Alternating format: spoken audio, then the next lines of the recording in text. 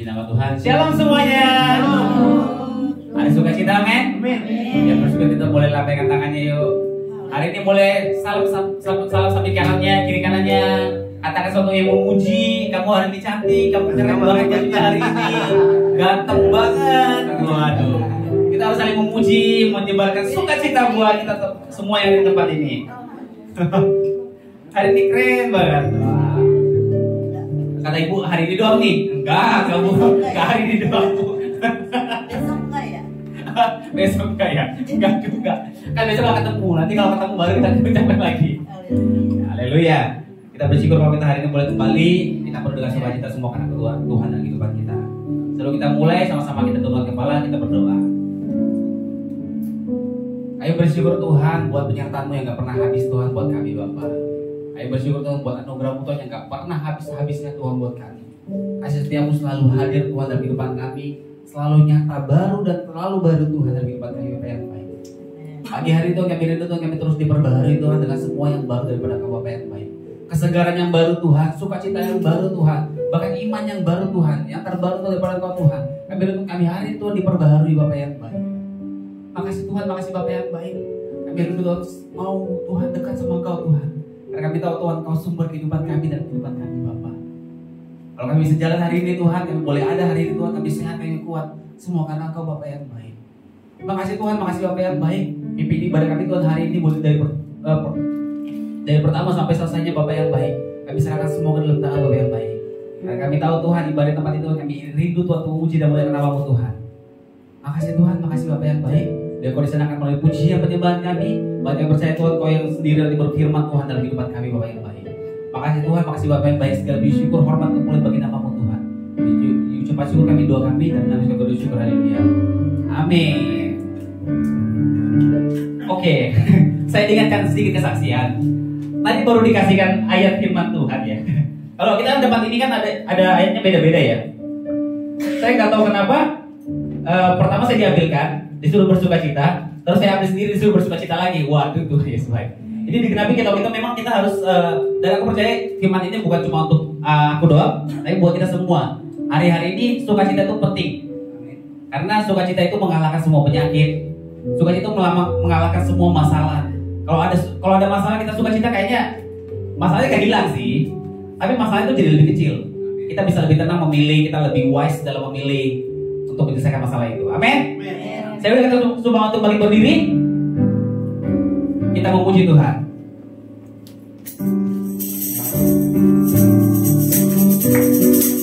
Dan bersyukur Tuhan bahwa Kau sungguh baik dan kehidupan kami.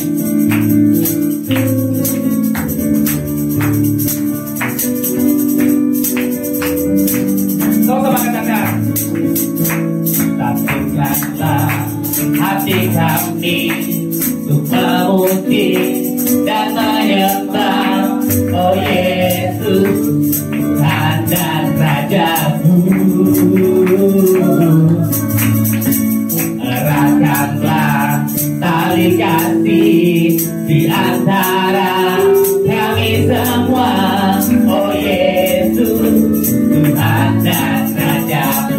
Boleh dong kalau kita bergandengan tangan, bergandengan tangan dalam satu hati, bergandengan tangan dalam satu iman, saling mengasihi di antara kami keluarga kerajaan Allah. Satukanlah hati kami untuk memuji dan menyembah Oh Yesus Tuhan dan Raja-Mu. Eratkanlah tali kasih di antara kami semua Oh Yesus Tuhan dan Raja-Mu. Bergandengan tangan dalam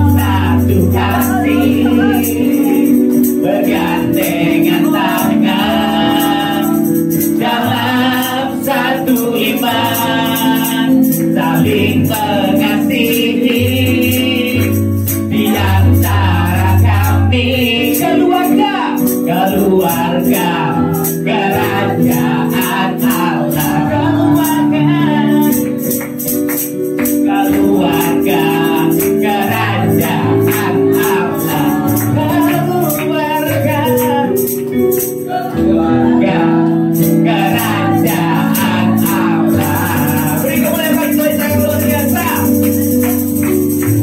Sama-sama katakan, dengar dia panggil nama saya, dengar dia panggil namamu, dengar dia panggil nama saya, juga dia panggil, dengar dia panggil nama saya, dengar dia panggil nama saya, yes, dengar dia panggil namamu, dengar dia panggil nama saya, juga dia panggil nama. Ku jawab ya, ku jawab ya, ya, ya, ku jawab ya, ya, ku jawab ya, jawab ya Tuhan, ku jawab ya Tuhan, ku jawab ya, ya, ku jawab ya, ku jawab ya, ya, ya, ku jawab ya, ya, ya, ku jawab ya Tuhan, ku jawab ya Tuhan,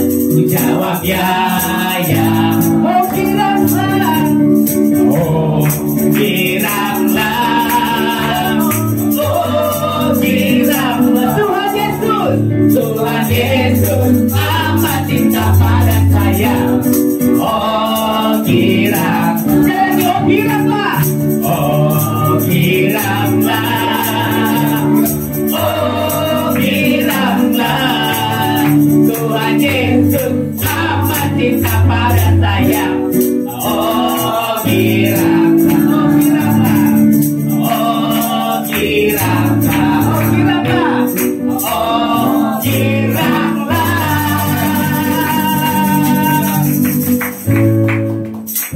dia mati untuk kami, dia mati, dia bangkit bagi kami semua.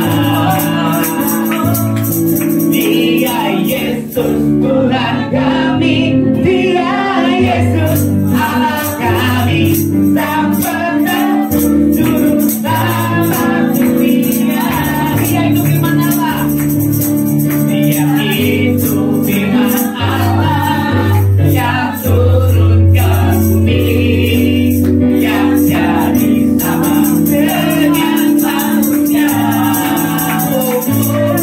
Dia Yesus Tuhan kami, dia Yesus Allah kami, sang penebus juru selamat dunia. Katakan dia lahir untuk kami, dia lahir untuk kami, dia mati untuk kami, dia bangkit bagi kami semua. Dia Yesus Tuhan kami, dia Yesus Allah, dia Raja di atas segala raja. Katakan dia itu firman Allah yang turun ke bumi, yang jadi sama dengan manusia. Dia Yesus Tuhan kami, dia Yesus Tuhan kami, sang penebus juru selamat dunia, sang penebus juru selamat dunia, sang penebus juru selamat dunia. Beri kemuliaan bagi Tuhan yang luar biasa. Siapa semua persilakan kembali duduk. Haleluya. Ada sukacita, amin? Kita bersyukur karena kemuliaan Tuhan yang luar biasa, dan kita bersuka semua karena Tuhan selalu ada dalam kehidupan kita. Haleluya, Bapak. Mari sama-sama kita bawa persiapkan kehidupan kita, kita persiapkan tubuh jiwa dan roh kehidupan kita. Kita boleh diisi dengan kebenaran firman Tuhan. Sama-sama kita bawa semua kerinduan yang benar-benar rindu untuk ketemu sama Tuhan. Sama-sama kita bawa semua kerinduan yang rindu untuk diisi sama Tuhan, yang rindu untuk diperbaharui sama Tuhan. Lagi dan lagi hari ini Tuhan memperbaharui kehidupan kita. Semua yang baru kami mau terima Tuhan hari ini Tuhan. Bersama-sama dengan Engkau Tuhan, yang mau sepakat sama Engkau apa yang baik. Kerajaan itu segala macam. Sama-sama kita mengatakan kasih yang sempurna. Kasih yang sempurna telah ku terima darimu, bukan karena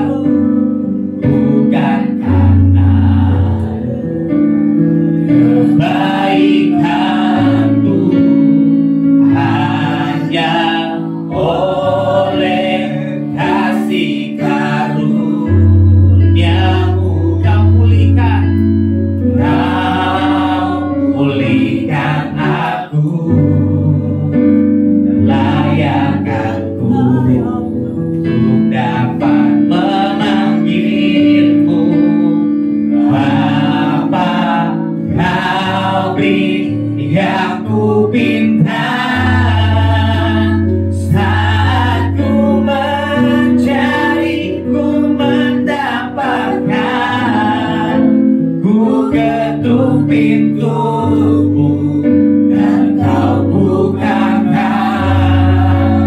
sebab kau Bapa-Ku, Bapa yang kekal.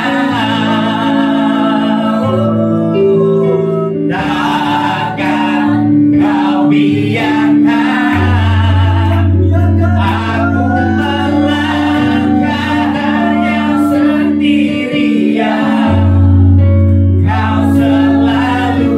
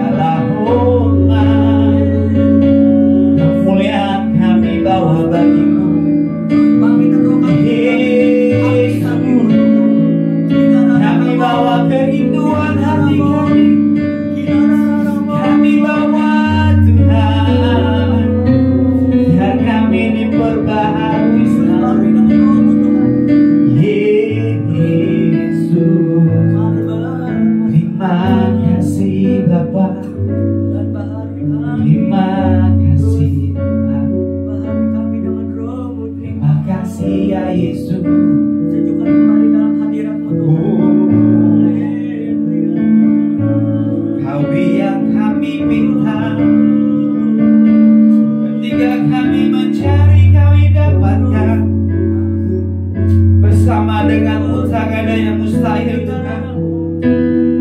Bersama denganmu tak ada yang mustahil. Kami percaya, kami percaya Kau layak kekal. Kita masih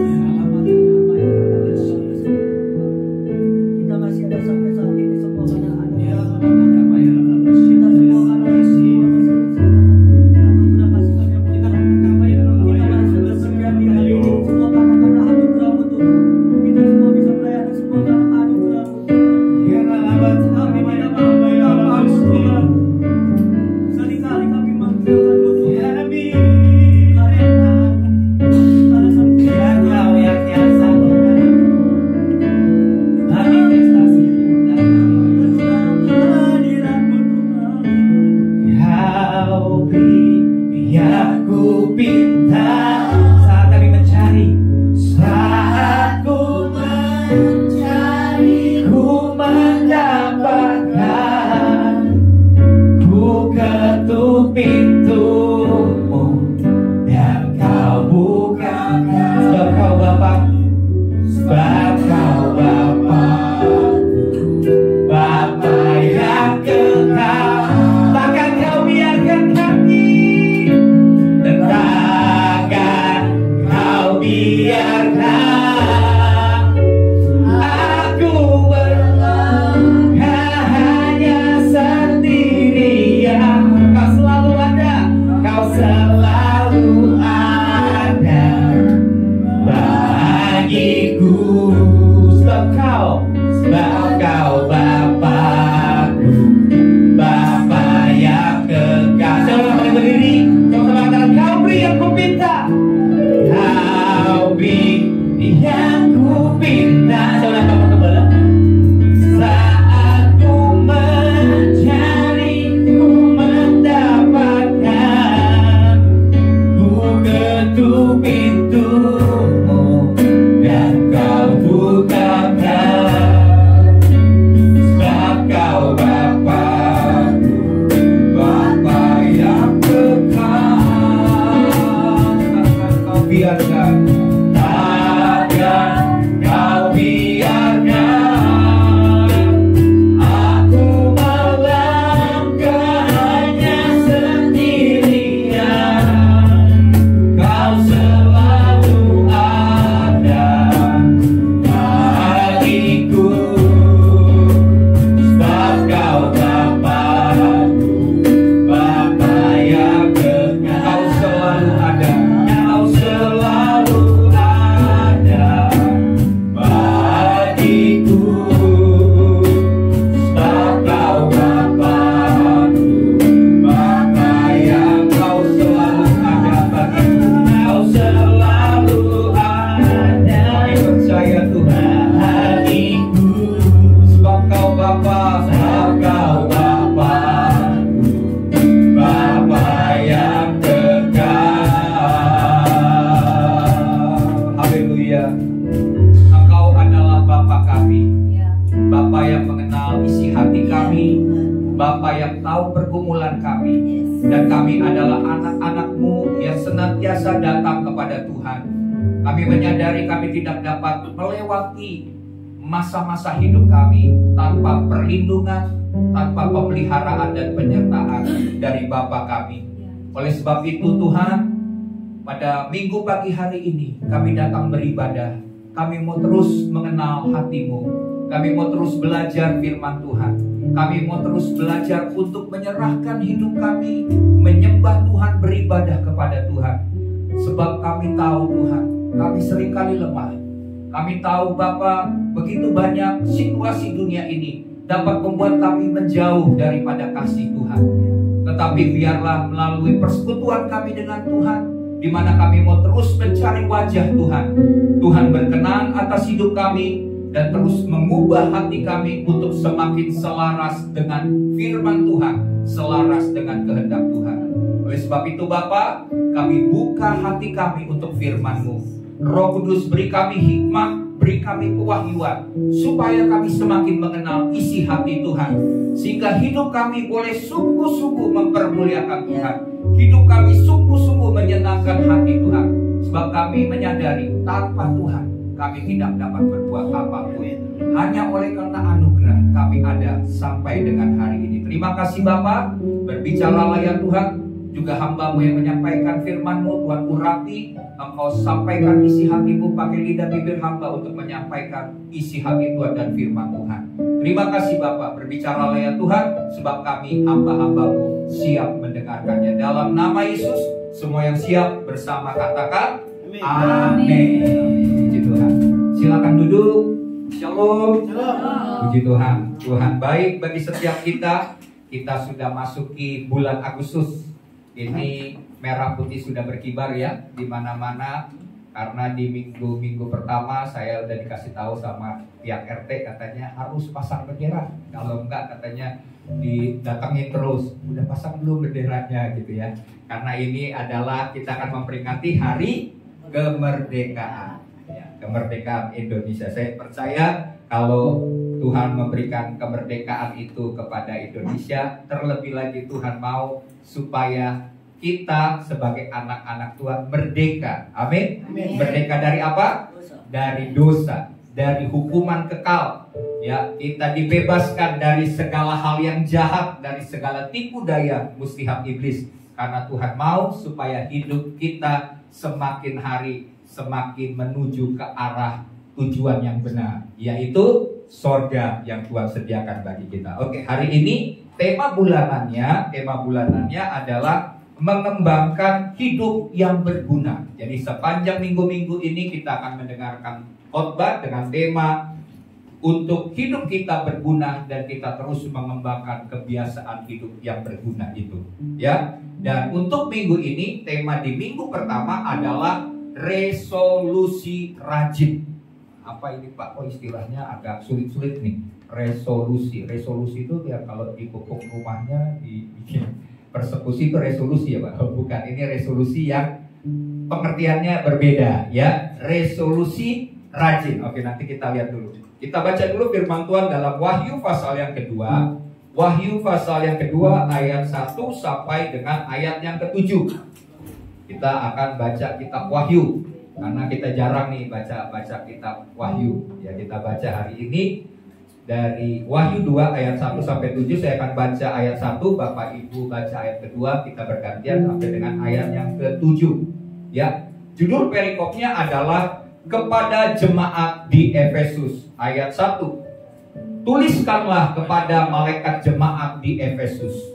Inilah firman dari Dia yang memegang ketujuh bintang itu di tangan kanannya dan berjalan di antara ketujuh kaki dian emas itu. Ayat 2. Aku tahu segala pekerjaanmu, baik jeripayahmu maupun ketekunanmu.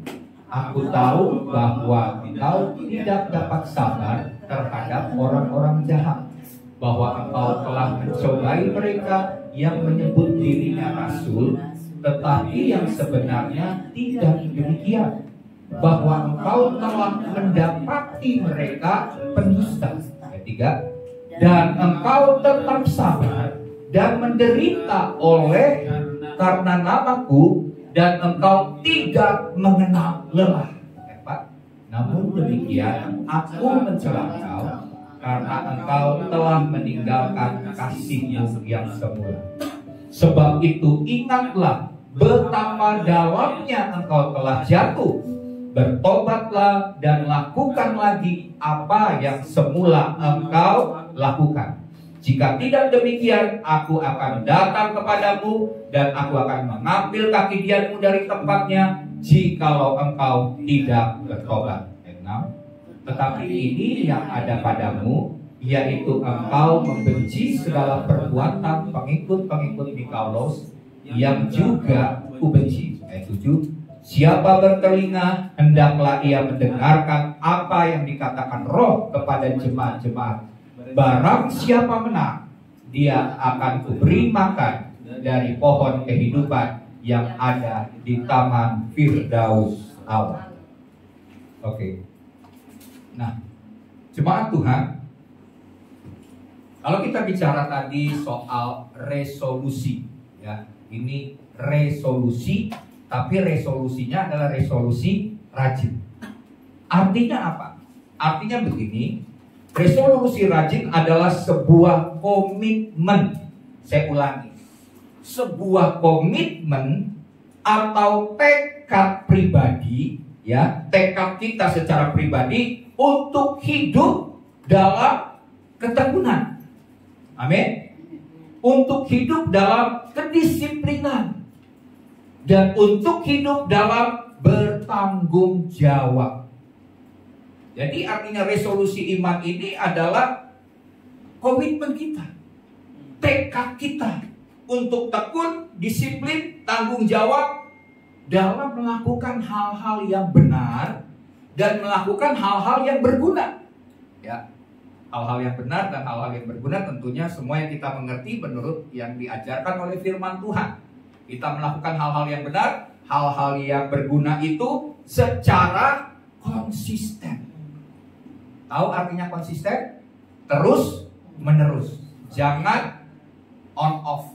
Kadang-kadang nyala, kadang-kadang turun, ya. Kadang-kadang nyambung, kadang-kadang nggak nyambung. Tapi maksudnya adalah kita harus konsisten untuk melakukan hal yang benar dan hal yang berguna. Dan itu bicara tentang gaya hidup yang berkelanjutan. Ya, bukan cukup sekali, saya sudah lakukan ini, saya sudah setia, besok lihat situasi. Nah, itu berarti tidak konsisten. Itu bukan jadi gaya hidup, itu hanya sebuah hal yang kita mau lakukan, tapi bukan yang menjadi gaya hidup. Tuhan mau supaya kita punya gaya hidup. Dan gaya hidup salah satunya yang harus kita resolusi dalam hidup kita adalah untuk punya sikap atau kebiasaan rajin. Rajin ini adalah sebuah kata yang sangat penting. Kalau kita jadi orang yang rajin, kalau zaman ada pepatah mengatakan rajin itu pangkal pandai, bukan pangkal kaya. Pangkal pandai. Amin. Jadi kalau kita pandai, tentunya kita akan jadi orang yang berhasil, orang yang sukses. Itu dimulai dari kebiasaan yang kecil, sederhana, yaitu rajin. Saya pernah khotbah, mungkin saya ulangi lagi.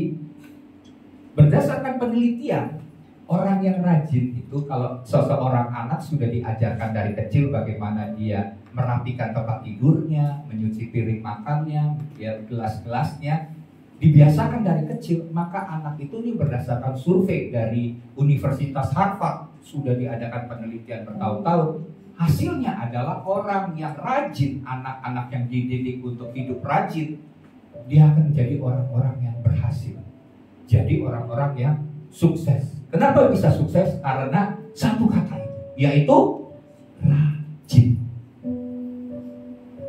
Kalau rajin lawan katanya adalah malas. Udah pasti. Orang malas nggak akan pernah bisa berhasil. Tapi orang rajin itu menuju kepada kesuksesan. Pasti berhasil. Nah, mengapa resolusi rajin ini penting untuk mengembangkan hidup yang berguna? Ya, kenapa? Karena kebiasaan rajin itu membentuk karakter. Amin. Kalau kita rajin, itu akan jadi karakter kita. Bukan hanya kebiasaan, tapi juga jadi karakter. Dan kalau karakter itu terus kita kembangkan, hal itu membuat kita menjadi orang yang dapat dipercaya. Amin. Kalau orang lihat kita orang yang rajin, ringan tangan itu bukan main pukul gitu ya. Ya, itu berarti bukan ringan tangan. Gambarannya adalah orang yang rajin, suka cepat nolong, lihat sesuatu dia mau melakukan buat orang lain, itu akan membuat kita menjadi orang yang sukses, dapat dipercaya. Betul kan? Kalau kita lihat orang ini rajin nih, udah deh kamu mau nggak jadi pegawai saya? Nanti saya kasih gaji gede karena kamu orang yang gesit, cekatan, rajin. Nah, itu pasti orang akan melihat hal-hal demikian. Ya, jadi kita harus punya sikap rajin. Karena karakter itu membuat kita juga dapat dipercaya dan tentunya dapat berdampak bagi orang lain. Ya. Nah, rajin juga membuahkan hasil yang nyata. Amin. Karena hasil itu tidak membohongi usaha, betul ya? Atau usaha tidak membohongi hasil. Orang yang rajin pasti akan menuai hasil, akan ada buahnya. Tapi lawan daripada rajin, malas, dapat buahnya juga, betul ya? Yaitu kemiskinan, kegagalan. Kemudian kita juga tahu bahwa orang yang rajin itu akan membuka pintu-pintu kesempatan. Amin. Karena tadinya kita mungkin pendidikannya belum tinggi, tapi kita rajin. Orang akan bilang, wah ini nih rajin, tapi dia sayang pendidikannya kurang. Yaudah saya biayain deh. Karena setelah saya biayain, kamu nanti kerja sama saya ya. Saya biayain kamu kuliah, kamu jadi pinter, kamu ikut saya. Nah, itu membuka pintu-pintu kesempatan. Hanya karena satu sikap, yaitu rajin. Tapi kalau kita bisa ditawarkan sebuah pekerjaan yang bagi kita berat, kita ada bilang, aduh jangan deh, saya masih mau yang enak, yang gampang, yang mudah. Itu tidak akan membuat pintu-pintu kesempatan itu terbuka bagi kita. Tapi kalau kita rajin, kita bilang, oh saya pasti bisa. Apapun yang diminta oleh bos, saya akan lakukan. Saya akan lakukan dengan konsisten. Maka bos akan mempercayakan banyak hal-hal besar dalam hidup kita. Ya.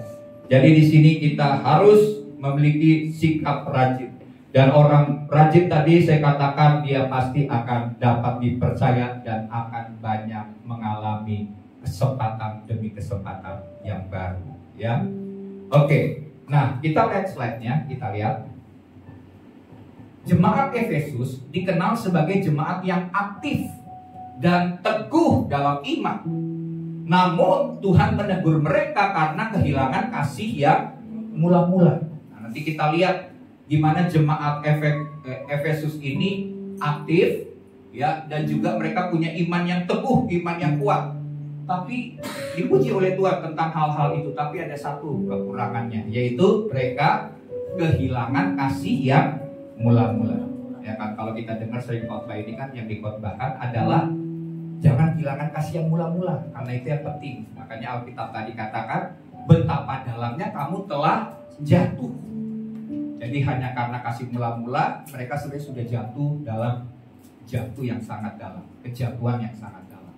Tapi kita akan lihat dari sisi, kita nggak bicara soal kehilangan kasih mula-mula, itu penting. Kita jangan sampai melupakan hal itu, tapi kita lihat hal-hal yang dipuji oleh Tuhan dalam kehidupan jemaat Efesus, yang tentunya itu juga nggak boleh diabaikan. Amin.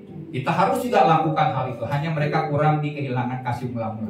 Nah, kita akan belajar hal-hal baik apa saja yang perlu ditekan, yang diteladani dari jemaat Efesus. Ya, ada hal-hal baik dari mereka yang layak kita teladani. Nah, kita akan lihat apa saja.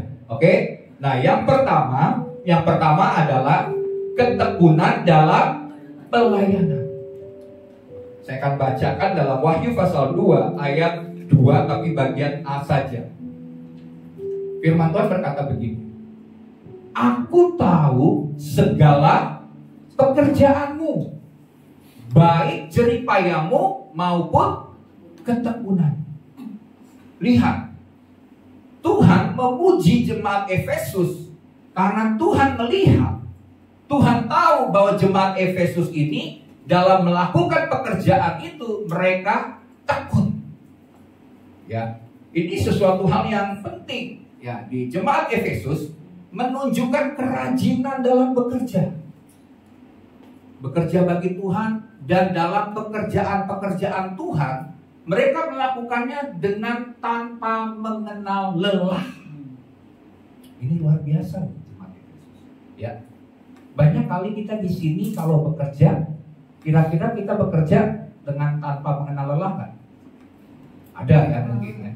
Orang yang sukses biasanya begitu. Kalau kita lihat kayak Steve Jobs, kayak misalnya penemu-penemu ini, mereka kadang-kadang, apalagi orang Jepang ya, mereka bekerja itu, waduh, tidur pun kurang. Mereka pikir hidup ini singkat, jadi mereka akan pergunakan waktu ini dengan bekerja tanpa mengenal lelah. Ya kan, walaupun akhirnya hidup mereka singkat karena banyak penyakit gitu ya, karena tidak menjaga tubuh mereka dengan baik. Nah, Yang luar biasa dari jemaat Efesus, mereka ini tetap bekerja. Mereka tetap melakukan firman Tuhan, mereka bekerja itu untuk Tuhan dalam bidang sekuler lah gitu ya istilahnya. Tetapi mereka juga bekerja bagi Tuhan, dan pekerjaan Tuhan mereka mengerjakannya dengan tanpa mengenal lelah. Wah, ini luar biasa. Amin. Mereka tidak meninggalkan kesibukan pekerjaan hariannya untuk mencari nafkah. Mereka kerjakan itu. Karena firman Tuhan berkata orang yang tidak bekerja tidak boleh makan. Berarti mereka harus bekerja mencari nafkah. Tapi dalam pelayanan pun, dalam pekerjaan Tuhan pun, mereka mengerjakannya dengan tanpa mengenal lelah. Itu yang patut kita apresiasi dan patut kita teladani. Nah, pertanyaannya, apakah kita sudah seperti jemaat Efesus? Jemaat Efesus adalah jemaat yang salah satunya adalah jemaat yang menonjol di abad pertama itu, di abad 1 Masehi. Ya, karena kenapa? Mereka itu hidup di kota besar, pusat perdagangan. Mereka itu hidup dengan penuh tantangan moral. Tahu kan tantangan moral? Jadi mereka mau hidup benar, tapi lingkungan kota itu, karena itu adalah kota besar, lingkungannya, moralnya itu semakin turun. Jadi bertentangan, tapi mereka tetap melakukan firman Tuhan. Sekalipun di sekeliling mereka hidup dengan orang-orang yang moralnya bejat, istilahnya. Ya. Mereka tetap melakukan hal itu di tengah tantangan moral. Terus mereka juga tetap beribadah kepada Tuhan, sekalipun ada penyembah berhala di kota itu, dan kota itu terkenal dengan penyembah berhala. Karena kenapa? Karena di kota itu ada sebuah kuil besar Dewi Artemis. Itu adalah kuil bagi penyembahan orang Yunani. Jadi semua orang Yunani datang ke kuil itu karena Dewi Artemis ini adalah dewi yang sangat disanjung, dipuji di zaman itu oleh orang-orang Yunani. Jadi kalau mau dibilang kekuatan spiritnya karena di situ ada tempat penyembahan berhala, itu sangat besar. Tapi mereka menghadapi tantangan moral, menghadapi penyembahan berhala, mereka tidak meninggalkan iman. Ini nanti kita lihat di dalam hal-hal berikutnya. Kemudian mereka juga mengalami tekanan sosial. Jangankan di sekarang, zaman dahulu juga demikian. Betul kan? Kalau kita mau mempertahankan hidup iman kita di tengah orang yang bekerja yang lain, kan banyak orang melihat seseorang itu bukan karena kualitasnya kadang-kadang. Kadang-kadang dilihat dulu, kamu agamanya apa. Kalau agamanya nggak berbeda atau berbeda dengan perusahaan itu, kadang-kadang, wah kamu maaf di sini khusus bukan menerima yang Kristen misalnya. Jadi kita lihat tekanan sosial mereka alami, persekusi tentunya. Kita lihat zaman sekarang ini gereja juga mengalami persekusi. Itu juga sudah terjadi di masa lampau. Gereja-gereja juga mengalami penganiayaan. Nah kalau itu terjadi, firman Tuhan berkata bahwa dahulu pun sudah terjadi. Nabi-nabi Tuhan itu juga dianiaya. Kita pun juga harus siap. Ya, puji Tuhan. Ya, Jakarta Barat mungkin belum terlalu banyak, tapi beberapa wilayah-wilayah sudah. Kita harus siap. Karena sebagaimana guru kita, Tuhan kita dibenci, kita pun juga akan dibenci oleh banyak orang. Bukan karena kita berbuat salah, tapi karena ibadah kita. Karena kita mengenal Tuhan yang benar, maka iblis akan terus mengocok kita, akan membuat kita meninggalkan iman kita. Ya, jadi di sini kita lihat walaupun menghadapi tekanan-tekanan demikian, jemaat tetap rajin melayani Tuhan. Ini luar biasa ya. Nah, jadi di sini kita lihat bahwa jemaat Efesus ini melayani Tuhan bukan karena rutinitas atau karena tugas. Tapi jemaat Efesus melayani Tuhan oleh karena didasari oleh motivasi mengasihi Tuhan. Ini poin penting, ini yang harus kita garis bawahi.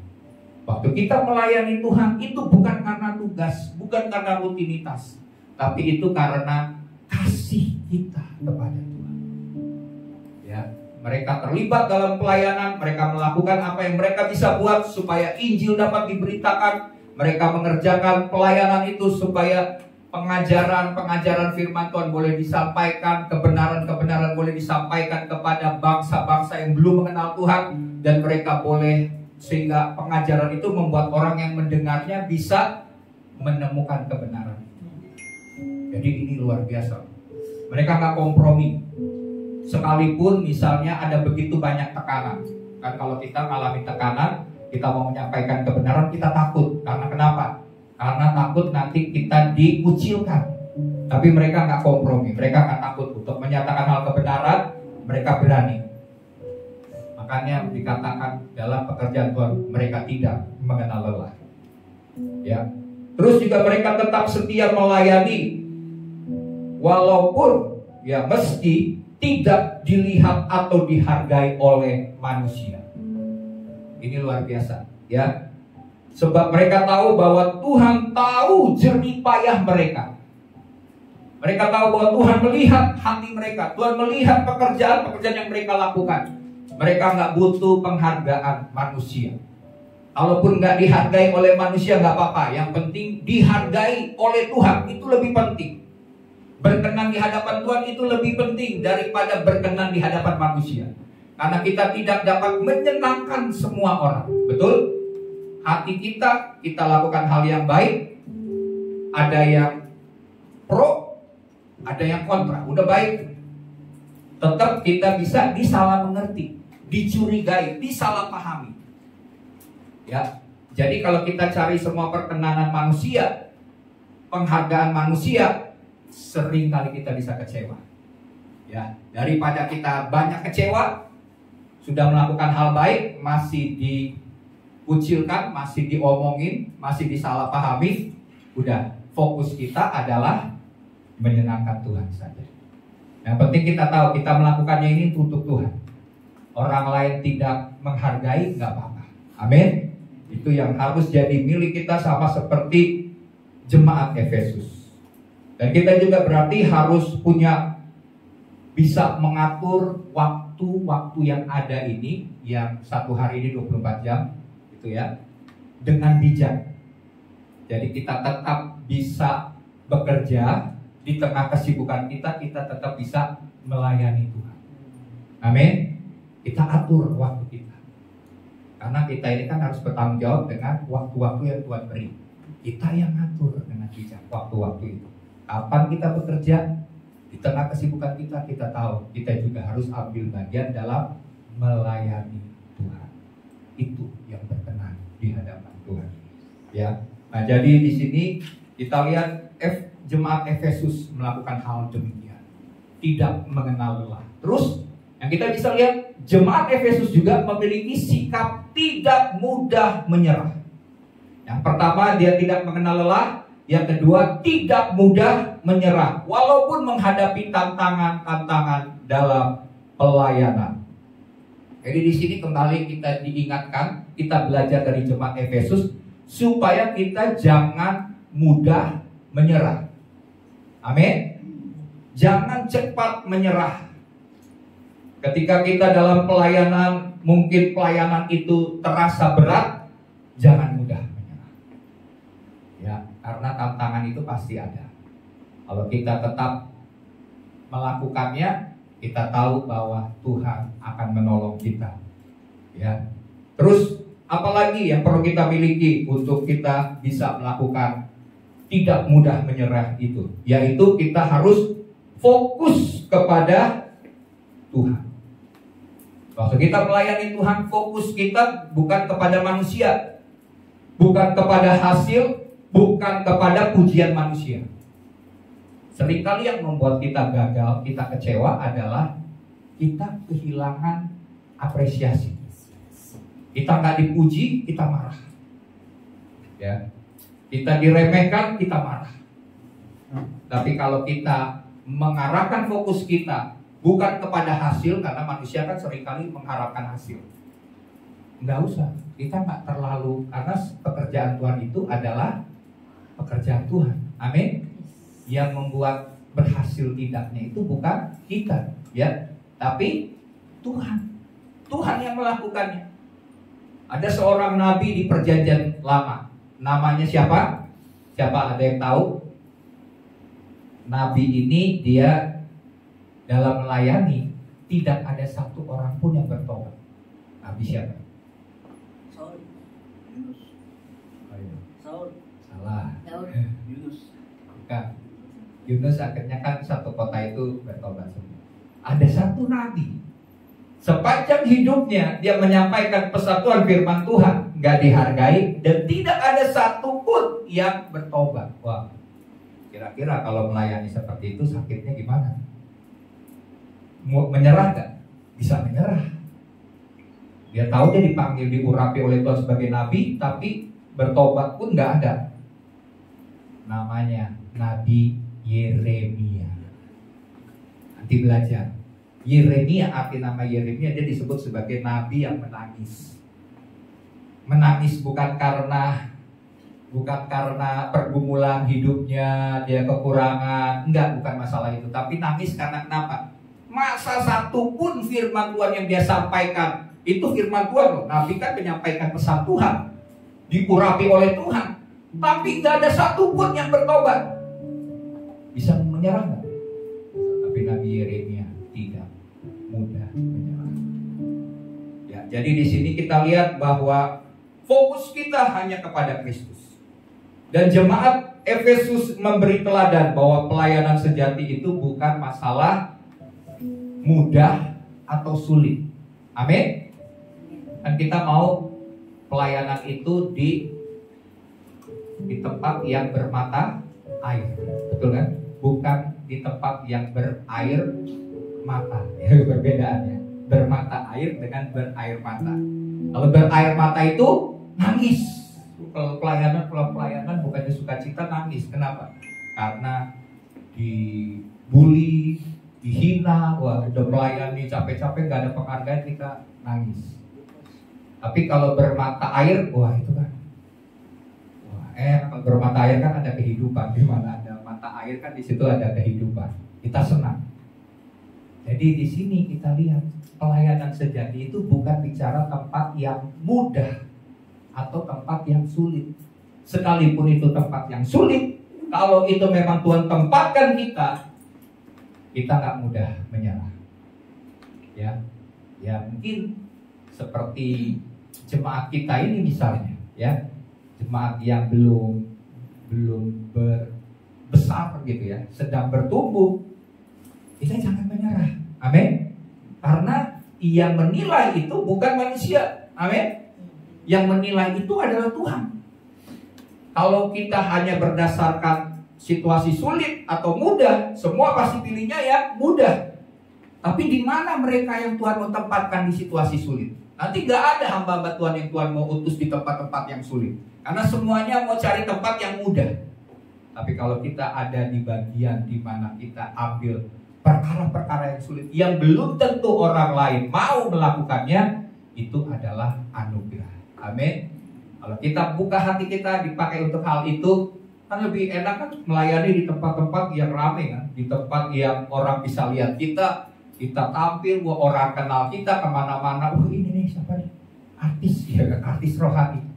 Senang kita dengan hal itu. Tapi kalau kita melayani di tempat yang tidak dikenal orang, apakah kita mau? Tapi saya percaya upah mereka di hadapan Tuhan itu sama. Amin. Di tempat yang besar maupun di tempat yang kecil, upahnya sama. Tapi hati-hati yang di tempat besar itu untuk jatuh lebih mudah daripada yang di tempat yang kecil. Karena yang kecil ini sering kali penuh dengan air mata. Cuma bisa mengandalkan Tuhan. Kalau nggak mengandalkan Tuhan, sudah lama menyerah. Ya, jadi kita harus bersyukur. Kita juga harus melihat bahwa tantangan dari banyak hamba-hamba Tuhan itu nggak mudah. Jadi kalau mereka melakukan bagiannya, itu adalah bagian mereka yang Tuhan percayakan untuk dikerjakan. Oke ya. Nah jadi di sini kita lihat bahwa slide-nya mereka tetap aktif melayani sekalipun belum melihat hasil yang langsung dan yang nyata dari apa yang mereka lakukan. Jadi sekalipun mereka belum lihat hasil yang nyata, mereka tetap aktif melayani. Ini sesuatu hal yang hebat ya.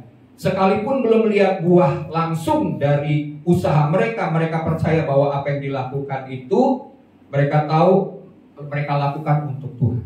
Dan segala sesuatu yang mereka lakukan untuk Tuhan tidak pernah sia-sia. Tuhan pasti perhitungkan. Di sorga segala hal yang kita kerjakan di bumi ini dicatat dalam kitab kehidupan dan kitab peringatan. Ya. Dan waktu kita melakukannya dengan tekun, dengan setia, maka Tuhan mencatat dan akan memberikan upahnya nanti di kerajaan sorga. Ya. Tidak pernah sia-sia. Saya menceritakan ada sebuah kisah dari seorang misionaris. Misionaris ini bernama David and Svea Flat. Misionaris ini berasal dari Swedia. Kemudian kedua suami istri ini dipanggil Tuhan untuk melayani ke pedalaman Afrika. Dan mereka akhirnya pergi.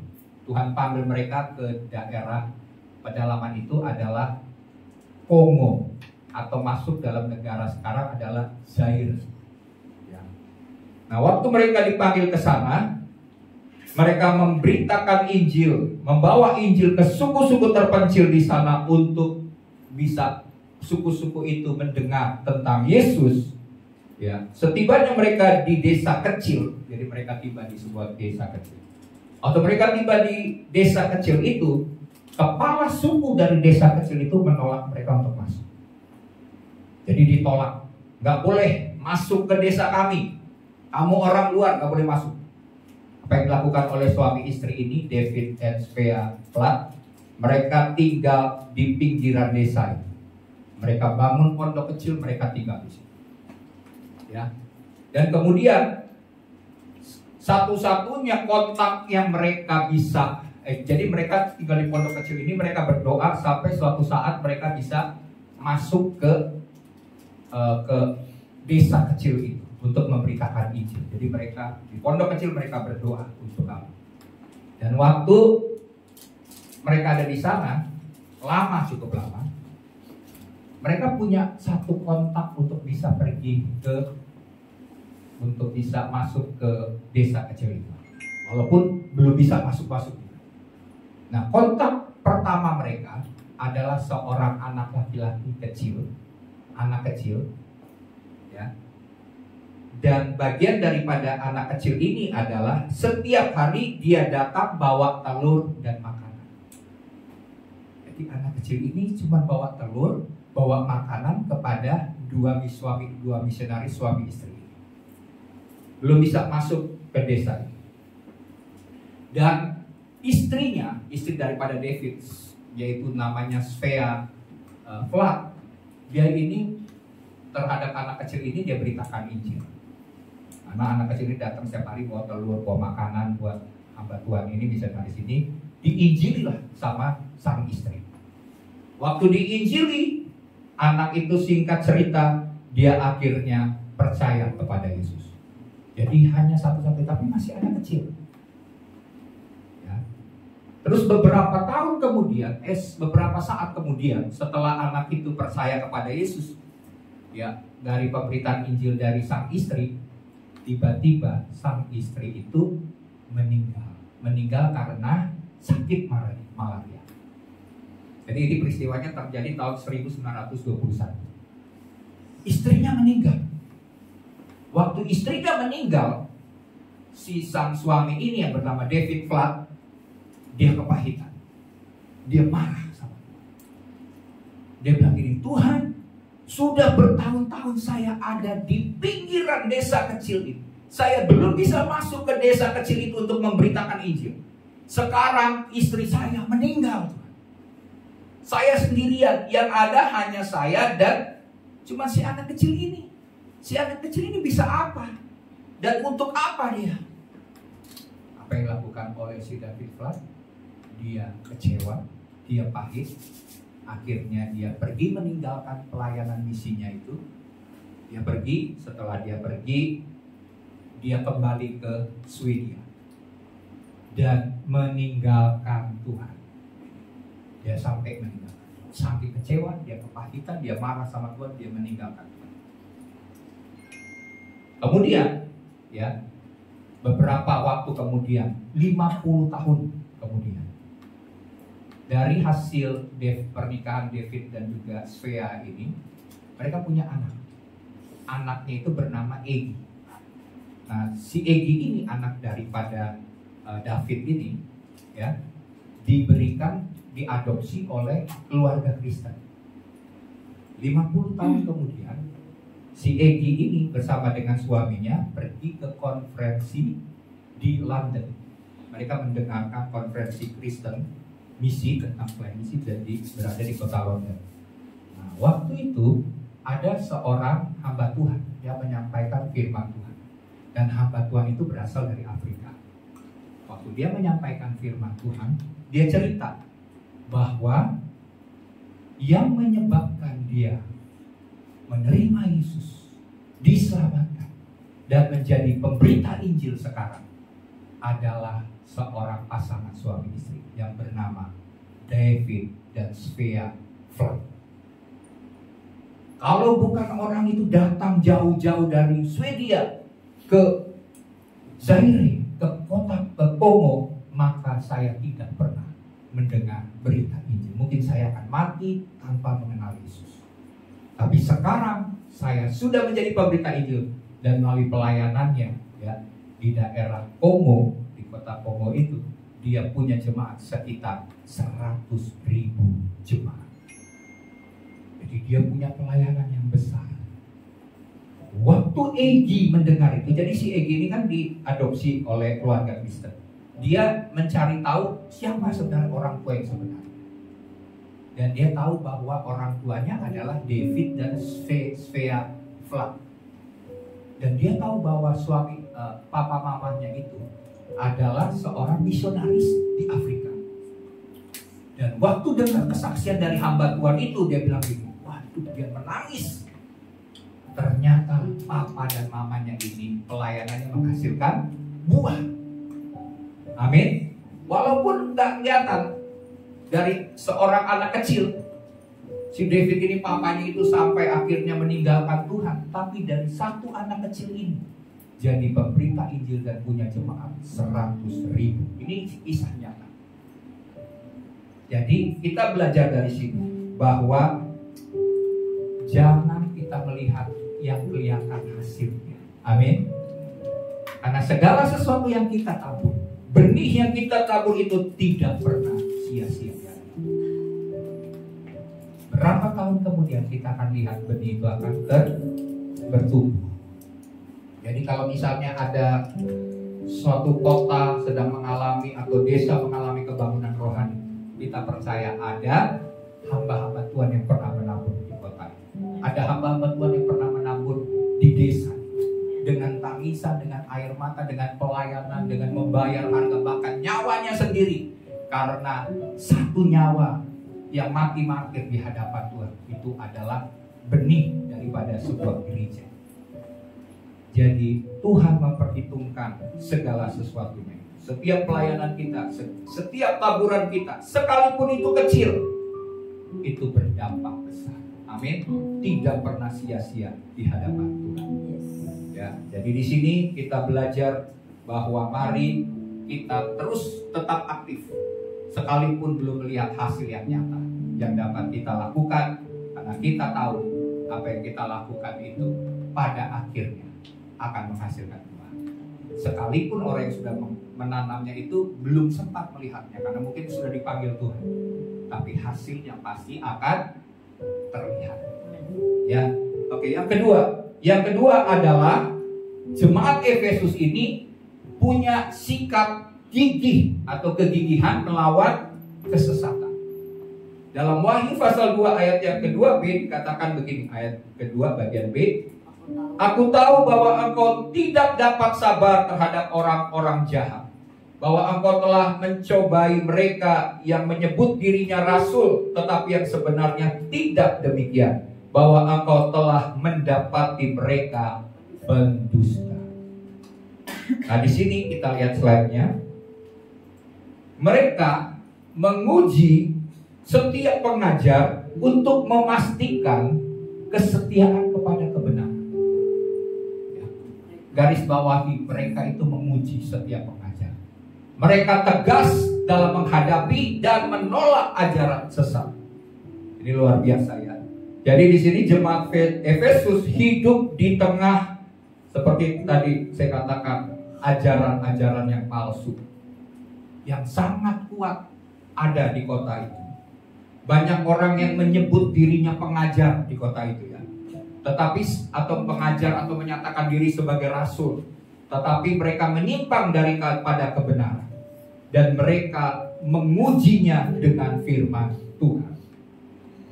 Ya, jadi di sini kita lihat bahwa jemaat di Efesus, orang-orang percaya di sana itu gigih dalam melawan orang-orang yang menyebarkan ajaran-ajaran palsu.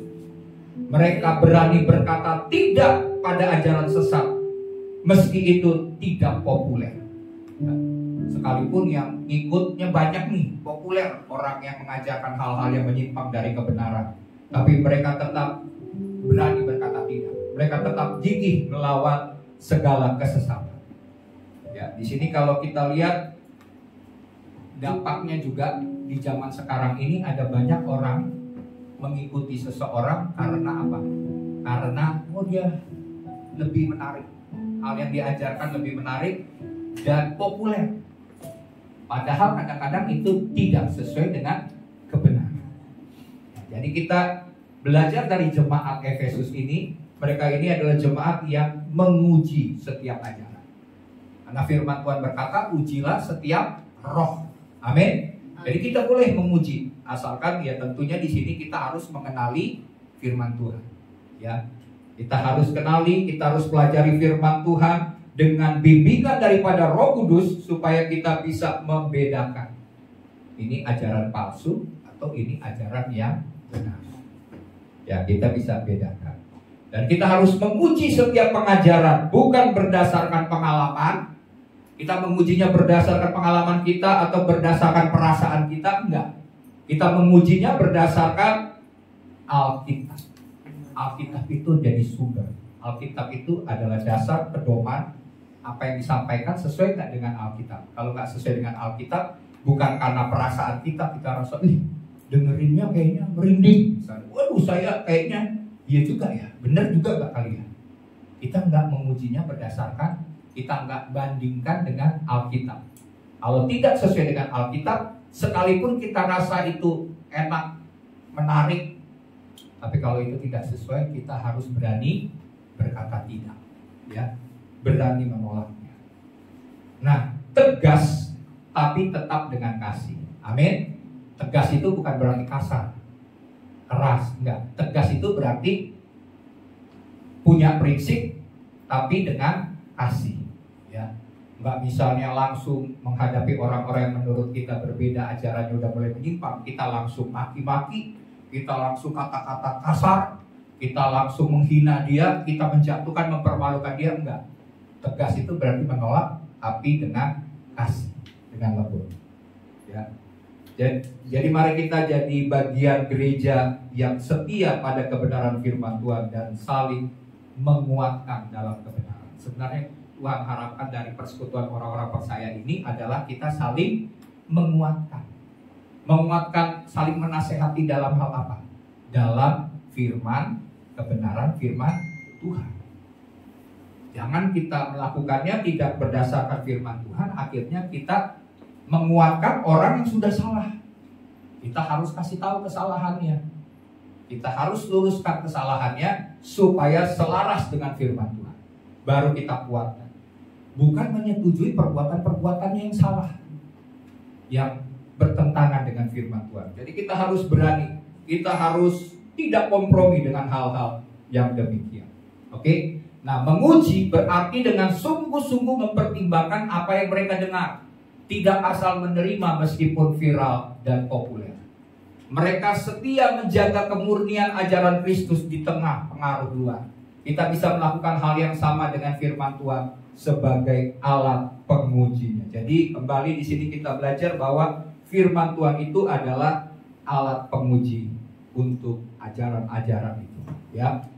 Nah, mereka gigih itu menjaga kemurnian ajaran-ajaran firman Tuhan.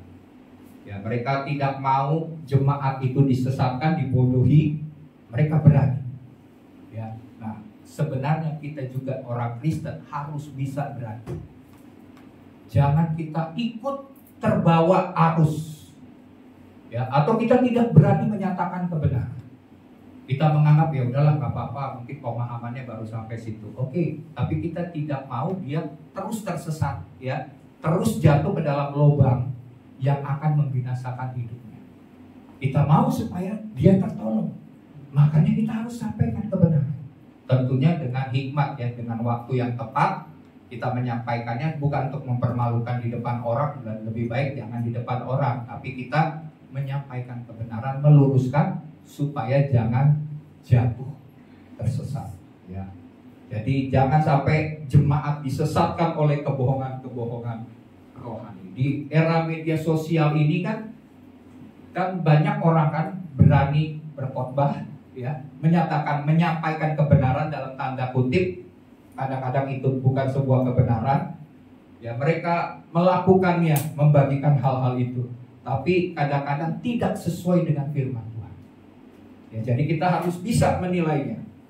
Ya, contohnya misalnya konten-konten rohani, kalau sudah mulai misalnya di Alkitab ini mengajarkan kita boleh poligami, misalnya gitu ya, atau berkata-kata bahwa orang Kristen itu misalnya harus melakukan, misalnya kan ada kata cinta, kata kasih, ya, makanya ada aliran sesat di luar negeri ini mengajak supaya seluruh pengikut-pengikutnya melakukan seks bebas. Wah, kalau sudah kita dengar hal-hal yang demikian, kita tahu bahwa ini adalah ajaran yang sesat. Kita menolak kebohongan-kebohongan rohani itu supaya kita tidak jatuh ke dalam hal-hal yang demikian, ya. Nah, mari kita lihat dulu nih dalam firman Tuhan dalam 2 Tesalonika 2 ayat yang ke-10. 2 Tesalonika 2 ayat yang ke-10, firman Tuhan berkata, dengan rupa-rupa tipu jahat terhadap orang-orang yang harus binasa karena mereka tidak menerima dan tidak mengasihi kebenaran yang dapat menyelamatkan mereka. Jadi di sini orang-orang ini binasa karena kenapa? Karena mereka tidak mau menerima dan tidak mau mengasihi kebenaran yang dapat menyelamatkan mereka. Jadi sebenarnya mereka menolak kebenaran itu sehingga mereka tidak diselamatkan. Ya. Jadi kenapa orang bisa binasa? Karena kadang-kadang kita suka pilih-pilih soal kebenaran. Yang kita rasa cocok kita pilih. Tapi kita nggak rasa cocok, walaupun itu sebuah kebenaran kita tolak. Nah, ini bahaya. Padahal kebenaran itu dapat menyelamatkan kita, asalkan kita menerima dan mengasihi kebenaran. Ya, kemudian Matius 7 ayat 15 sampai 20. Matius 7 ayat 15 sampai 20. Waspadalah terhadap nabi-nabi palsu. Ini siapa yang mengatakannya? Tuhan Yesus. Tuhan Yesus mengingatkan jemaat waspada terhadap nabi-nabi palsu yang datang kepadamu dengan menyamar seperti domba. Tetapi sesungguhnya mereka adalah serigala yang buas. Buas, jahat, kejam, mematikan. Tapi pura-pura jadi domba. Pura-pura kata-kata manis. Pura-pura menyanjung-nyanjung. Ujung-ujungnya menjatuhkan. Hati-hati, membawa kepada sesuatu yang kelihatannya baik, tapi di luar dari firman Tuhan. Ayat 16. Dari buahnya lah kamu akan mengenal mereka.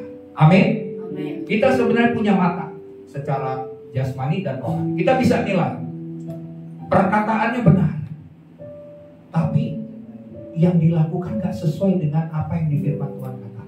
Nah, ini hati-hati.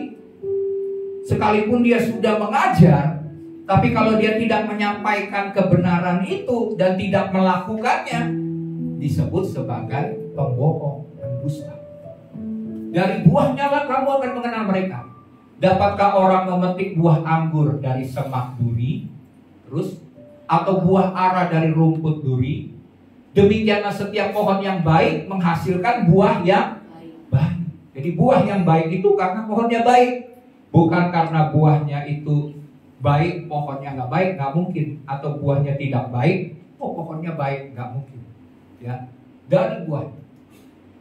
Sedangkan pohon yang tidak baik menghasilkan buah yang tidak baik. Tidak mungkin pohon yang baik itu menghasilkan buah yang tidak baik. Ataupun pohon yang tidak baik itu menghasilkan buah yang baik. Jelaskan analoginya ya. Kalau analoginya kita udah paham begini, sebenarnya udah mengerti. Ya, dari buah kita tahu pohonnya. Betul ya? Pohon kelihatan bagus. Tapi pohon itu sehat nggak sehatnya dilihat dari buah. Sekalipun kelihatan bagus, buahnya nggak baik, berarti pohonnya kelihatannya doang baik, tapi tidak baik.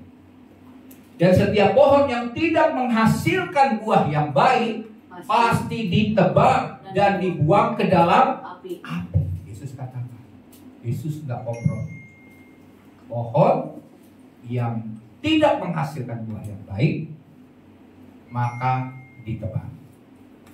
Jadi dari buahnya lah kamu akan mengenal mereka.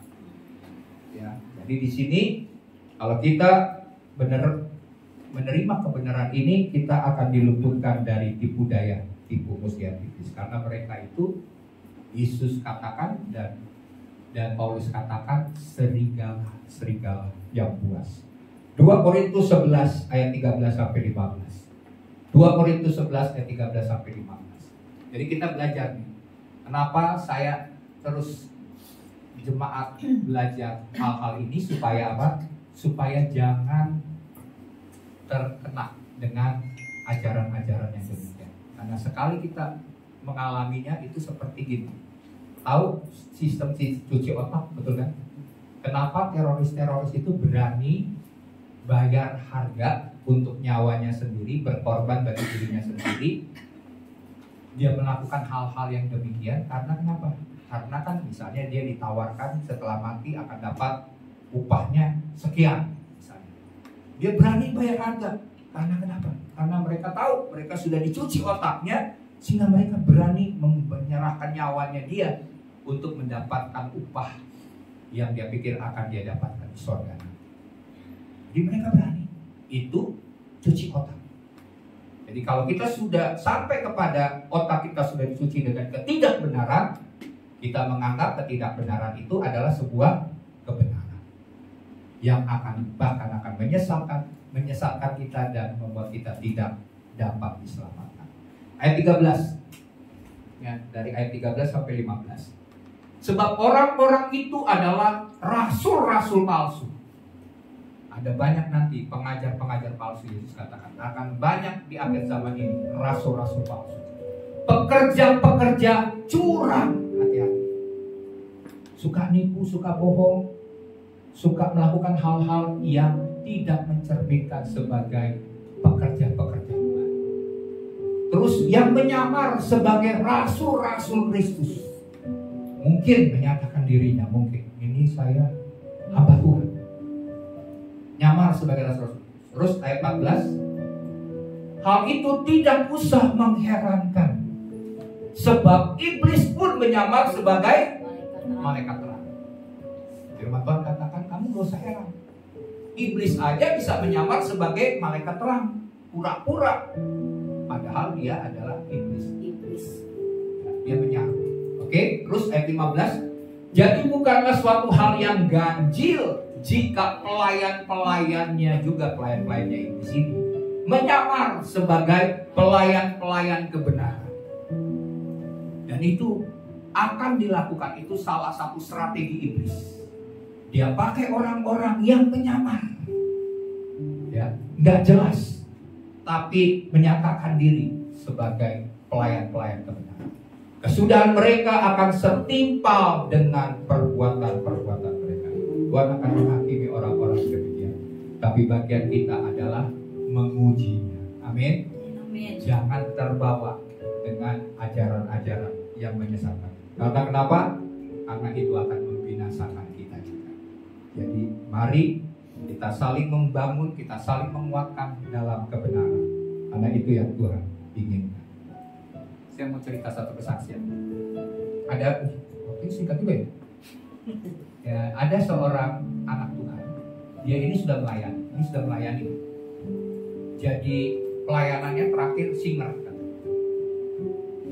Suatu kali dia menyerah waktu kita mengadakan sebuah ibadah, ujian penyembahan gitu. Dia datang setelah ibadah, dia ngomong, dia mau menyerahkan jampit-jampitnya, jimat-jimatnya, barang-barang yang dikasih oleh dukun kepada dia mau serahkan. Dia mau sungguh-sungguh bertobat. Dia tahu ini salah, tapi dia tetap pelihara itu. Sampai hari itu dia mau serahkan barang-barang. Jadi ceritanya begini. Ibu ini dia udah menikah. Waktu dia menikah, suaminya selingkuh. Suaminya pergi menikah dengan orang lain. Ya, di situ dia kecewa, dia marah. Padahal dia udah pelayanan dengan suami istri, dia pelayanan. Dia lihat suaminya seperti itu, dia marah sama Tuhan. Dia kepahitan, dia kecewa sama Tuhan.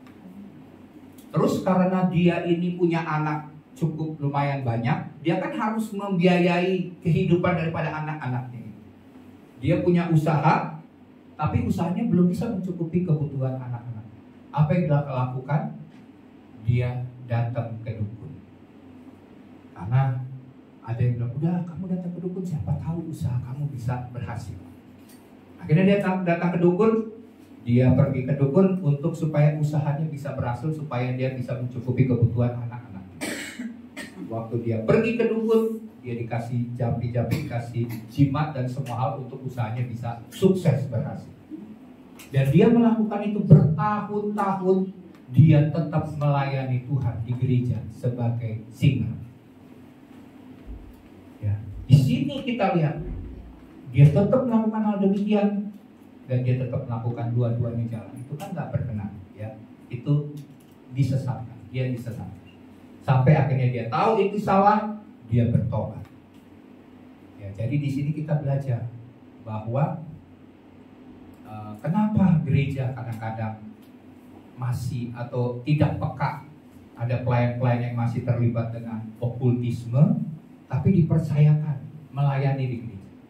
Makanya saya tegas, saya benar-benar menjaga pelayanan ini, jangan sampai hal-hal yang demikian itu ada dalam ladang pelayanan atau mimbar. Karena mimbar ini kudus, amin. Pelayanan di atas mimbar ini kudus, harus diperhatikan dan dijaga soal kekudusan dari kehidupan. Karena ada banyak orang yang melakukan hal demikian, mereka menyakiti hati Tuhan. Oke ya. Yang terakhir, yang ketiga.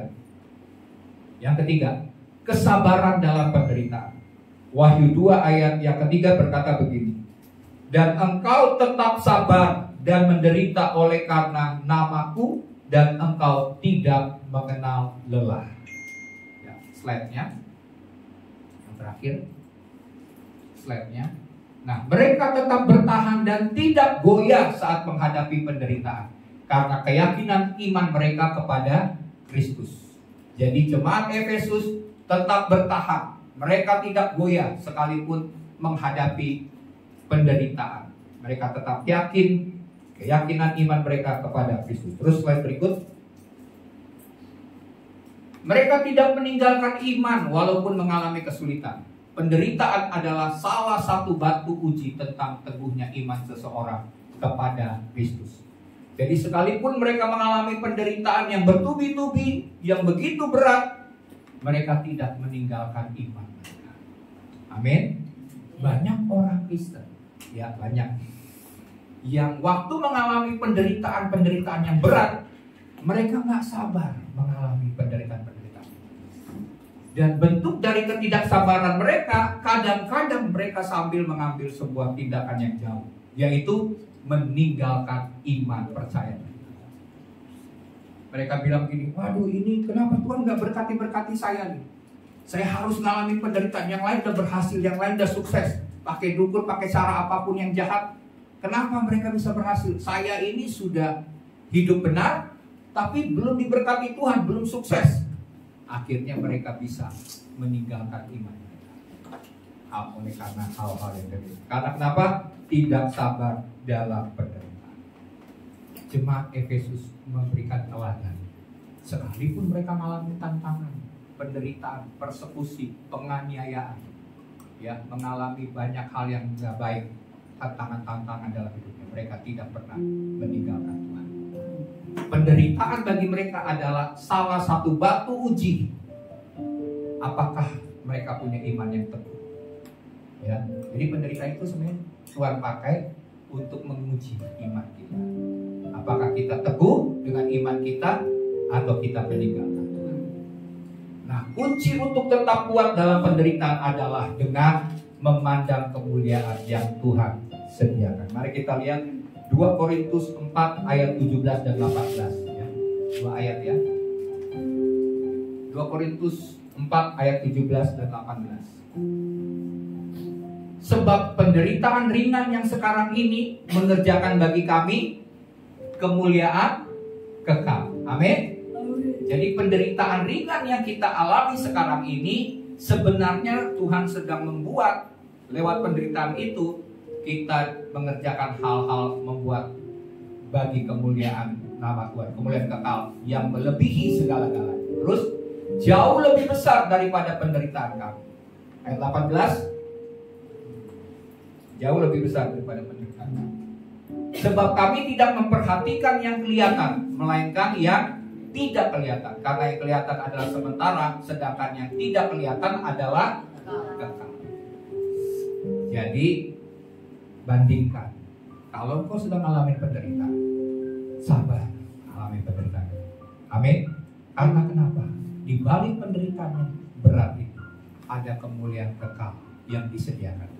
Itu tidak sebanding. Penderitaan sekarang yang kita alami ini tidak sebanding dengan kemuliaan kekal yang disediakan bagi kita di surga. Jadi arahkan pandangan kita bukan kepada penderitaan ini, tapi arahkan kepada kemuliaan kekal yang disediakan Tuhan bagi kita di surga.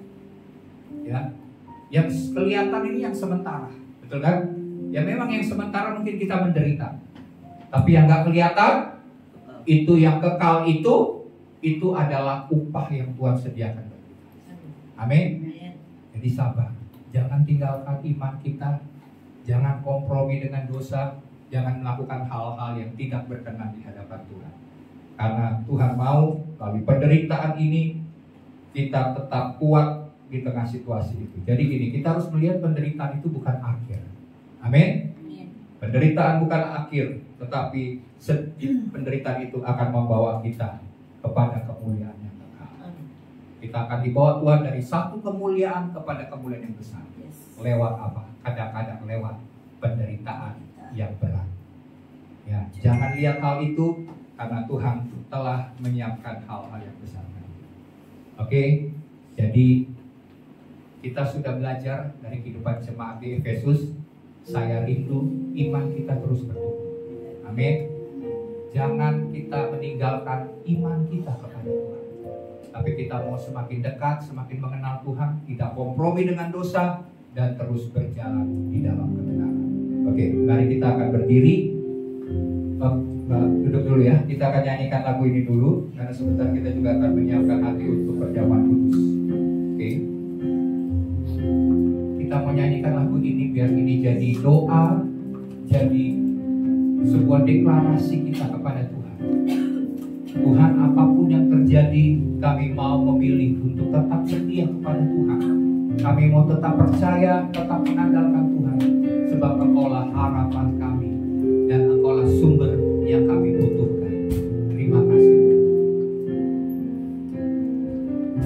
Haleluya. Ada saatnya yang ku alami, seringkali yang aku ingini, ku tetapkan hati untuk percaya, hati untuk percaya. Ada saatnya, ada saatnya yang ku hadapi,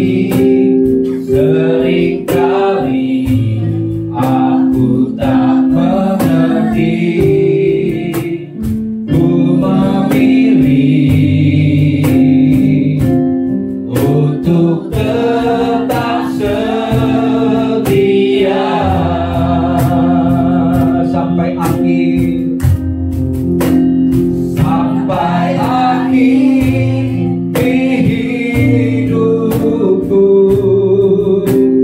Bukan tetap menyembahmu,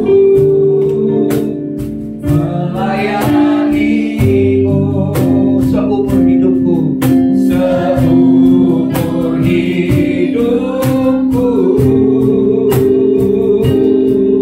sampai ku menutup mata, sampai ku menutup mata,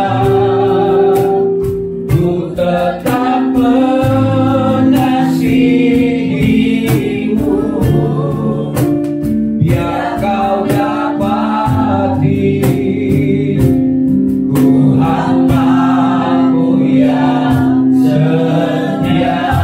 Mari kita sekali lagi nyatakan lagu ini di hadapan Tuhan. Ada saatnya yang Tuhan alami, seperti yang ku ingin, seperti yang aku ingin. Ku tetapkan hati untuk percaya, hati untuk percaya. Ada saatnya dalam hidup kami, ada saatnya yang ku hadapi. Seringkali aku tak mengerti, tetapi ku memilih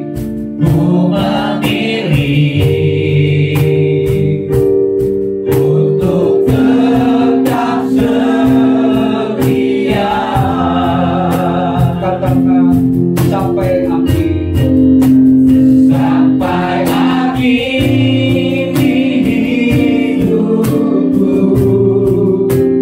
Bukan tetap menyembahmu, melayanimu Tuhan, melayanimu seumur hidupku, seumur hidupku. Amin Tuhan. Sampai ku menutup mata, sampai ku menutup mata, ku tetap mengasihimu, biar kau dapati ku hambamu yang setia. Sampai akhir, mari kita bangkit berdiri, katakan pada Tuhan, sampai akhir hidupku. Bukan tetap menyembahmu, melayanimu seumur hidupku, seumur hidupku. Sampai ku menutup mata, sampai kami berjumpa dengan Tuhan. Menutup mata, ku tetap mengasihimu Tuhan. Kau segalanya bagiku, kau dapati ku hambamu yang setia. Biar kau dapati, biar kau dapati ku hamba yang setia, ku hambamu yang setia. Sekali lagi katakan, biar engkau dapati kami Tuhan, biar kau dapati ku hambamu yang setia. Terima kasih Tuhan, Tuhan yang menteraikan doa kami, permohonan kami, pernyataan iman kami. Kami mau tetap setia Tuhan. Apapun yang terjadi, kami percaya Engkaulah sumber dan segala-galanya dalam hidup kami. Tuhan, jika sebentar kami akan menikmati hidangan yang telah Kau sediakan bagi kami, roti yang benar-benar makanan dan anggur yang benar-benar minuman. Engkau telah memberikan tubuh-Mu dan darah-Mu untuk penebusan kami. Dan setiap kali kami memperingati, kami mau meminumnya Tuhan, makan dan minum perjamuan yang Tuhan sediakan bagi kami, kami mau mengingat apa yang Tuhan sudah lakukan bagi kami. Tuhan, tolong kami untuk melakukan seperti yang Tuhan kehendaki dalam hidup kami. Terima kasih Tuhan. Terima kasih Bapa. Kau sucikan, kuduskan kami, layakkan kami Tuhan untuk ambil bagian dalam persekutuan dengan tubuh dan darah. Kau sucikan roti dan anggur ini Tuhan, Engkau yang mengubahnya menjadi tubuh-Mu dan menjadi darah Yesus Kristus. Terima kasih Bapa. Mari kita mau mengangkat roti di atas kepala kita.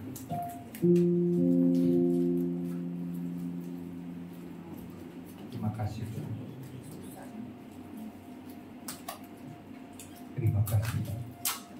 Kau sudah melakukannya di atas kayu salib bagi kami. Kau sudah mengampuni kami, Engkau sudah menebus kami. Engkau telah melayakkan kami, membenarkan kami, dan mengangkat kami menjadi anak-anak. Oleh sebab itu kami mau terus memperingati, mengingat akan pengorbanan, sehingga kami tidak pernah melupakan kasih-Mu yang sudah Engkau berikan kepada kami. Terima kasih Tuhan. Mari kita angkat roti di atas kepala kita.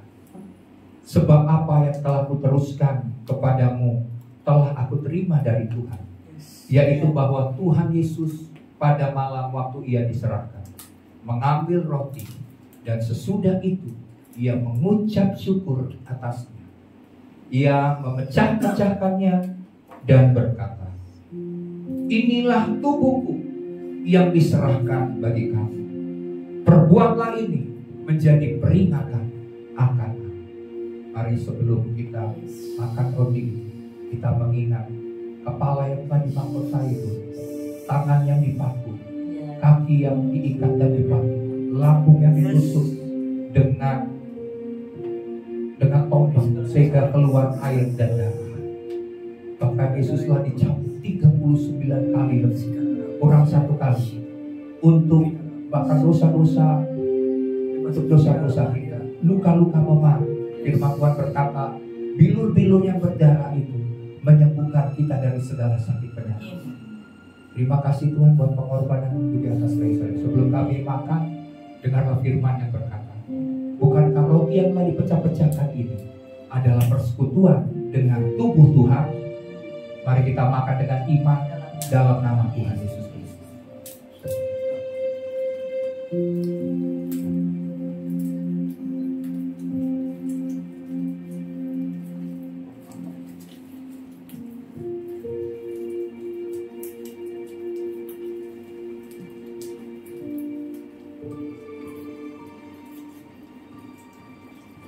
Mari kita mengangkat cawan di atas kepala kita.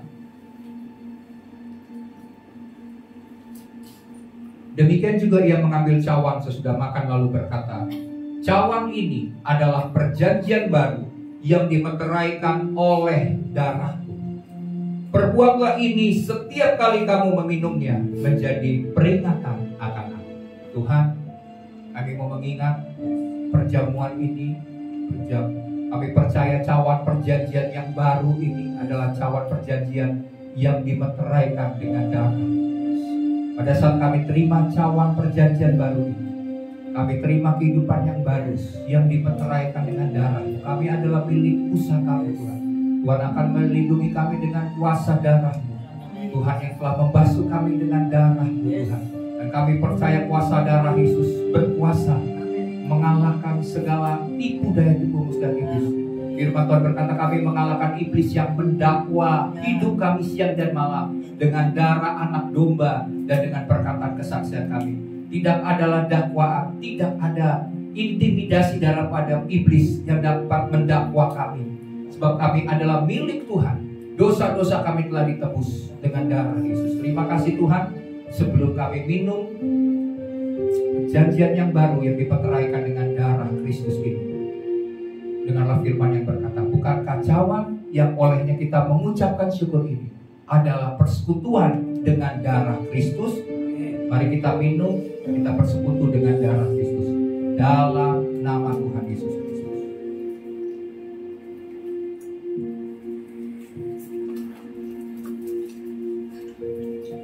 Terima kasih Tuhan. Percaya firman-Mu ya dan amin. Kami punya perjanjian dengan Tuhan, dan Tuhan pasti akan menggenapi janji-janji-Mu, kata si Tuhan. Dalam nama Yesus, haleluya, amin. Silakan duduk. Puji nama Tuhan. Diberkati dengan kebenaran firman Tuhan, amin. Kita bersyukur kalau kita boleh terus diperbarui, terus diajarin, terus dilatih. Jadi versi yang terbaik yang Tuhan sudah berikan buat kita. Sebelum kita memberi persembahan, sama-sama kita tutup kepala, kita berdoa. Kami bersyukur Tuhan, terima kasih Bapak yang baik. Siang hari Kau ajarkan kami Bapak yang baik. Terus ajarkan kami Tuhan, terus perbaharui kami Tuhan, terus latih kami Bapak yang baik. Hingga boleh menjadi versi yang terbaik daripada Kau Tuhan. Beri kami dengan sukacita Tuhan hari ini, beri kami dengan damai sejahtera Tuhan, sehingga kami boleh melakukan, ketika kami pulang dari tempat ini Tuhan, kami boleh melakukan semua perintah-perintah yang Kau berikan Tuhan dalam hidup kami Bapak. Makasih Tuhan, makasih Bapak yang baik. Setelah kami memberikan persembahan kami Tuhan, kami boleh berikan dan penuh sukacita bersama-sama dengan Kau Tuhan. Di siapa memberi, dan syukur haleluya. Amin. Sama kita pujian. God is so good. God is so good. God is so good. He's so good to me. God is so good.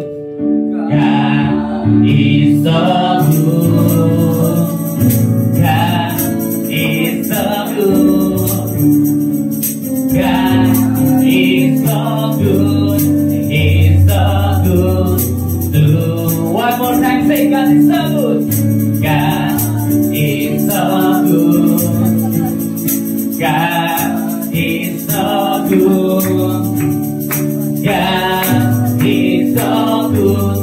He's so good to. God is so good. God is so good. God is so good. God is so good. He's so good to me. God is so good. He's so good to. Say one more time. God is so good. God is so good. He's so good to me. Baik, kita berikan persembahan kita semua. Saya udah kita berdiri. Saya akan mengakhiri ibadah kita.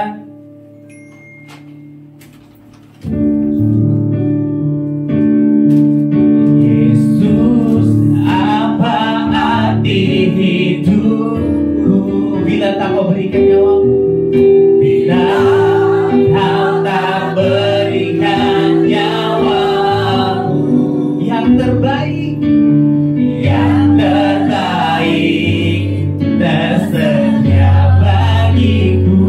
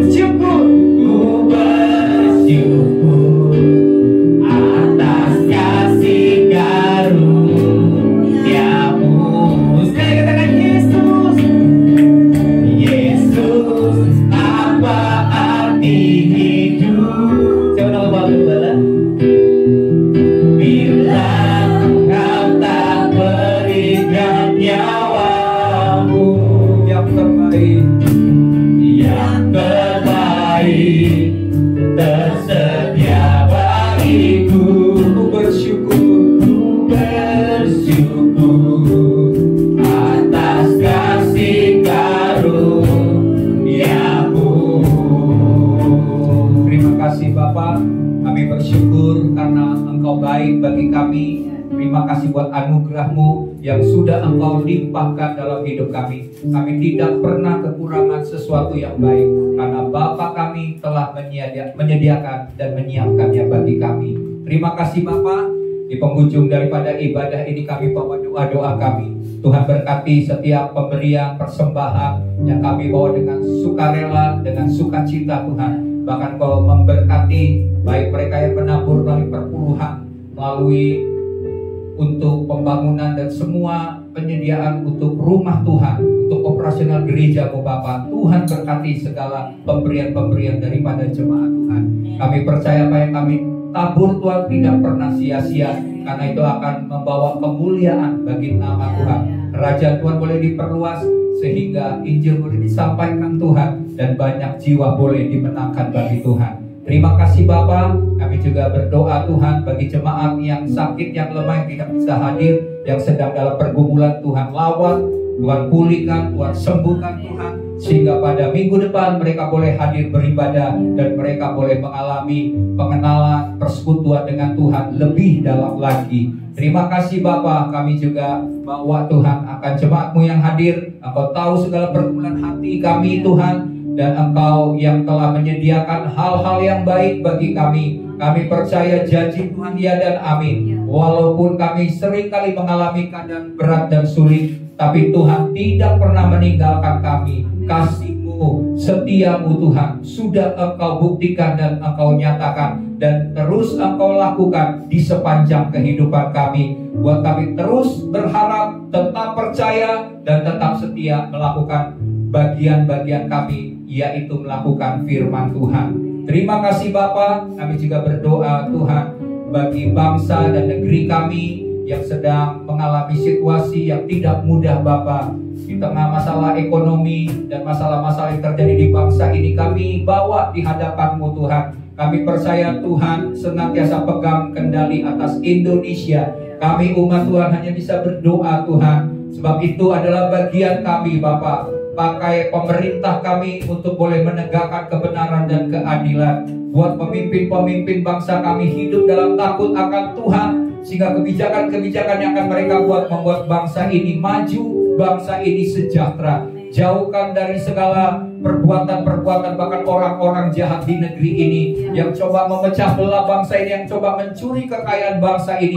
Kami patahkan, kami hancurkan segala pekerjaan-pekerjaan iblis melalui orang-orang jahat yang hanya mencari kepentingan diri mereka sendiri atas bangsa kami. Kami umat Tuhan berdoa sebab kami percaya bahwa doa orang benar bila dengan yakin didoakan sangat besar kuasanya. Engkau mampu mengerjakan hal-hal yang jauh lebih besar, jauh lebih banyak dari apa yang dapat kami pikirkan, bahkan apa yang dapat kami doakan. Bagian kami adalah setia mendoakan. Bahkan kami akan melihat perbuatan Tuhan. Tuhan sedang bekerja memulihkan negeri ini Tuhan, menjauhkan, meluputkan dari segala bencana-bencana alam yang terjadi di bangsa ini.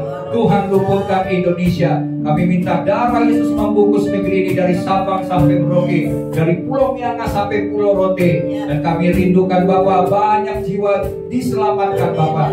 Sebab kami percaya pada akhirnya setiap lutut akan bertelut, setiap lidah akan mengaku bahwa Yesus Kristus adalah Tuhan. Dan buat kami menjadi pemberita-pemberita, membawa kabar baik itu untuk membawa kebenaran bagi dunia ini, sehingga dunia ini akan menjadi semakin baik. Oleh karena Engkau telah memilih kami untuk menjadi terang dan menjadi garam bagi dunia. Terima kasih Bapak. Dan kami akan mengakhiri ibadah minggu pagi hari ini. Sebelum kami Tuhan pulang, kami mau terima berkat yang khusus yang Tuhan sediakan melalui ibadah minggu pagi hari ini. Mari kita arahkan hati kita, tadakan tangan kita ke surga, dan terimalah berkat.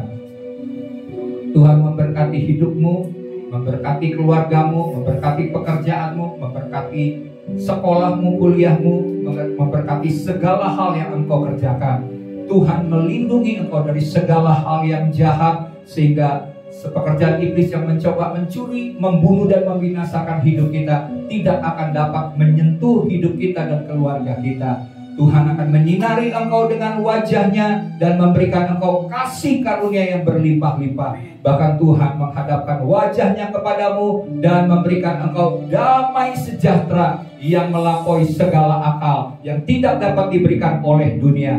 Dan turunlah berkat daripada Bapa Sorgawi, kasih karunia, kasih setia, rahmat yang besar dari Tuhan Yesus Kristus, dan persekutuan dengan Roh Kudus akan menyertai engkau. Roh Kudus yang akan memimpin engkau, sehingga engkau hidup di dalam roh, bukan hidup di dalam daging. Dan tetap setia, tekun, taat, sampai Tuhan Yesus Kristus datang kedua kali menjemput kita. Janji-janji Tuhan digenapi, dan kita akan diangkat di awan-awan yang permai, dan kita akan tinggal bersama-sama dengan Tuhan selama-lamanya. Maka segala janji berkat ini kita terima hari ini sampai selama-lamanya. Dalam nama Yesus, semua kita yang sudah diberkati bersama-sama katakan amin.